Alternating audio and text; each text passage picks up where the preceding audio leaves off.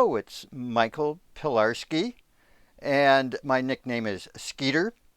And I have been collecting fairy books for 45 years, and I just reorganized the library. It was on too smallish, several different bookcases, and it was getting a little bit fragmented. So I put all of it on this one set of bookshelves here, and there's actually a little bit more than this, but this is 99% of my fairy library here, and I've organized it to a certain extent.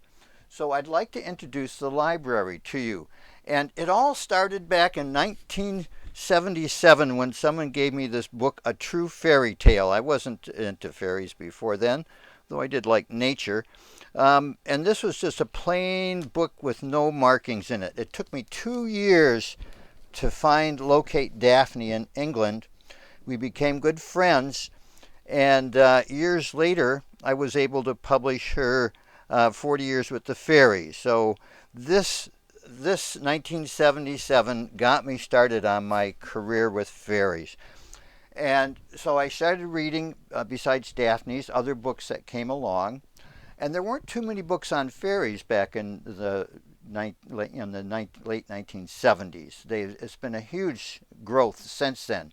And so I've been collecting since then. And this, let me just introduce the various shells. Here's R.J. Stewart, my friend and teacher. And there's a lot of his works and some of his colleagues. And then there's a lot of David Spangler here, and who's another friend, and a lot of the Findhorn. And so here's Dorothy McLean and Eileen Caddy and Rock Ogilvie Crombie, and some of the older books. And so there's some of these go, we would say Findhorn started in the early 70s, or maybe even late 60s. The next shelf is Catlin and John Matthews, who are, again, like RJ, long-term English scholars of the fairy realm.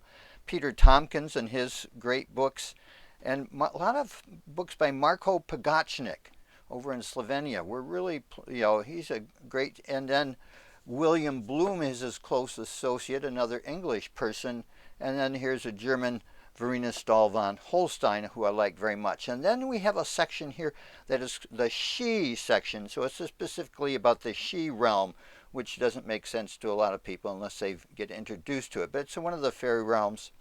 And then down here it continues on with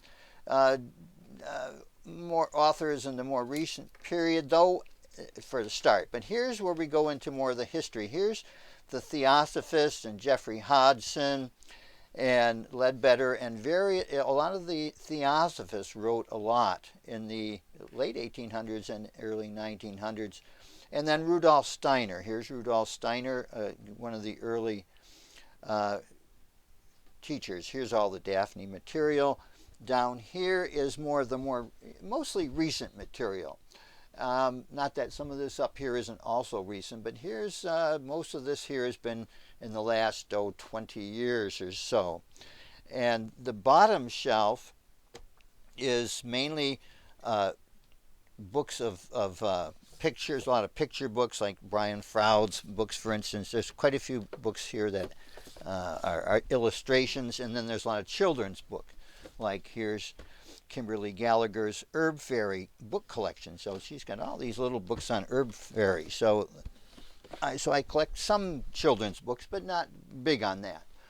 So, and the very top shelf up here is, again, recent stuff. So this is a lot of the recent books that have come out. And this even more like in the last 5 years, probably, most of this stuff at the very top. I could organize this by the year published. That would be an interesting thing to do. So, at any rate, there's a huge amount of information about fairies here. This is not Grimm's fairy tales, folks. These are people who communicate, see, work with fairy beings for the most part. There's also some people just doing reporting, you might say, of the literature, but most of these books are written by people who actually work with the fairy realm. So it's a collection, it's English language.